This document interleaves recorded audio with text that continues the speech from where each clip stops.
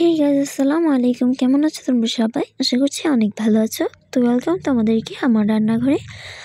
তো এবার ডিসেম্বরের ছুটিতে আমরা নানু বাড়িতে সকলেই একসাথে হয়েছি। তো সেই জন্য আমরা এখানে মুরগির গ্রিল করে সকলে আনন্দটা ভাগাভাগি করে নিয়েছিলাম।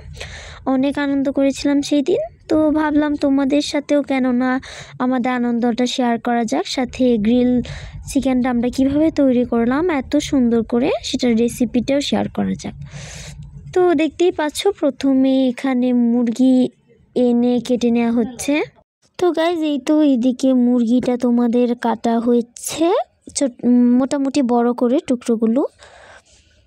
এই যে দিক দিয়ে ভালো করে ছিলে নেওয়া হচ্ছে মুরগিটা, দেখতেই পাচ্ছ তোমরা। আর অন্য পাশে যে পাশে আমরা হচ্ছে পেঁয়াজটা তোমাদের পেঁয়াজটাকে কেটে নিচ্ছিলাম। এই যে পেঁয়াজটার খোসা ছাড়িয়ে ধুয়ে তারপর এগুলো এরকম করে কুচি কুচি করে নিয়েছি। তারপর এটাকে বেটে নিব আমরা। তো গাইস, এই তো এই পাশে হচ্ছে আমাদের কুচি করা পেঁয়াজটা বেটে নেওয়া হচ্ছে।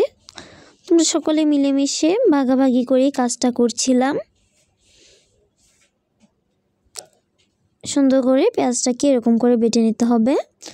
সাথে আমি রসুনের কোয়াগুলোকেও এখানে ছাড়িয়ে নেওয়া হয়েছে। তো এই যে আমি এটাকে এরকম সাইজ করে কেটে নিয়েছি, এরকম একটু বড় বড় সাইজ করে কেটেছি। তো গাইজ, আমি এখানে ম্যারিনেট করা ভিডিওটা আমার মোবাইল থেকে কেটে যায়, তো আমি দুঃখিত। তবে আমি তোমাদেরকে বলছি, এখানে আমি রাঁধুনি 1 প্যাকেট বারবিকিউ মশলা ব্যবহার করেছি। তার সাথে আদা বাটা, রসুন বাটা, পেঁয়াজ বাটা, একটু ধনিয়ার গুঁড়ো আর একটু মরিচের গুঁড়ো ব্যবহার করেছি, যাতে মরিচের জন্য কালারটা ভালো আসে আর একটু ঝাল ঝাল খেতে হয়। আর টক দই, আর এর থেকে বেশি কিছু ব্যবহার করিনি, যেহেতু আমি রেডিমেড যে বারবিকিউ মশলা সেটা ব্যবহার করেছি সেই জন্য। তারপর ভালো করে লাল লাল করে মেখে নিয়েছি।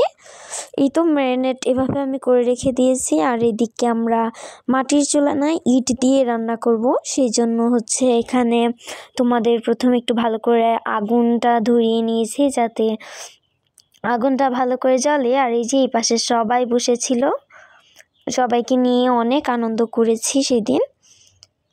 এই তো হচ্ছে, এদিকে এটা গরম হতে থাক। আর তার থেকে বড় কথা, আমরা যেহেতু বারবিকিউটা কয়লায় করছি না, অনেক সময় কয়লাতে করা হয়, কয়লার থেকে এভাবে তেলে যেটা ভেজে করা হয় সেটা অনেক বেশি মজা হয়। তো এই তো কড়াই বসিয়ে দিয়েছি, তাতে তেল দিয়ে তেলটা গরম করার জন্য অপেক্ষা করেছি। তো তেলটা গরম হয়ে গেছে। এখন তো দেখতেই পাচ্ছ, এখানে আমি ম্যারিনেট করা মাংসটা দিয়ে দিচ্ছি এরকম করে। তো এটা তৈরি করা খুবই সহজ, শুধু একটু টাইম দিয়ে উল্টে পাল্টে ভালো করে ভেজে নিতে হবে, তাহলেই খুব সহজেই তোমাদের এটা হয়ে যাবে। আর একটু তেল দিচ্ছিলাম। তো এই তো আমি তোমাদেরকে কিছুক্ষণ পর দেখাচ্ছিলাম। দেখো, একটু অন্যরকম হয়ে গেছে, যেন মাংসটা থেকে একটু পানি বের হয়ে আসছে এরকম। আর এটা খেতে কিন্তু অনেক জুসি হয়। আর কয়লায় যেটা করা হয় সেটা কিন্তু একটু পোড়া পোড়া হয় এরকম। কিছুক্ষণ পর আমি তোমাদেরকে এরকম করে দেখাচ্ছিলাম যে দেখো এরকম হচ্ছে। আর এখানে হচ্ছে ম্যারিনেট করা বাকি মাংসটা।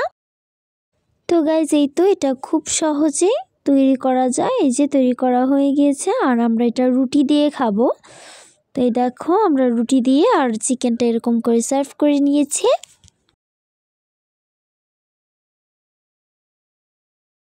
আর গাইজ, আর একটা গুরুত্বপূর্ণ কথা, তোমরা মাংসটা ম্যারিনেট করে চিকেনটা ভাজার পর দেখবে যে অনেকখানি মশলা বেঁচে যায়। তো সেই মশলাটাকে তোমরা কি করবে, কড়াইয়ের মধ্যে তেল দিবে, তাতে তোমাদের সেই মশলাটা দিয়ে দিবে। মশলাটা দিয়ে ঠিক এরকম করে ভেজে গ্রেভিটা তৈরি করে নেবে। আর আমরা হচ্ছে এটা সরিষার তেলে ভেজেছি। তারপর আমরা সকলেই মিলে কলা পাতা এরকম করে খেয়েছি। দেখো, সকলে প্লেট বলা চলে, কলা পাতায় সকলে মিলেমিশে খেয়েছি, অনেক এনজয় করেছি সেই দিনটা। তো গাইজ, আজকে আমার এই ভিডিওটা কেমন লাগলো তোমাদের কমেন্টে জানাবে। আশা করছি তোমাদের অনেক ভালো লেগেছে। আর ভালো লাগলে অবশ্যই আমার ভিডিওটি like, comment, share and subscribe করে পাশে থাকবে।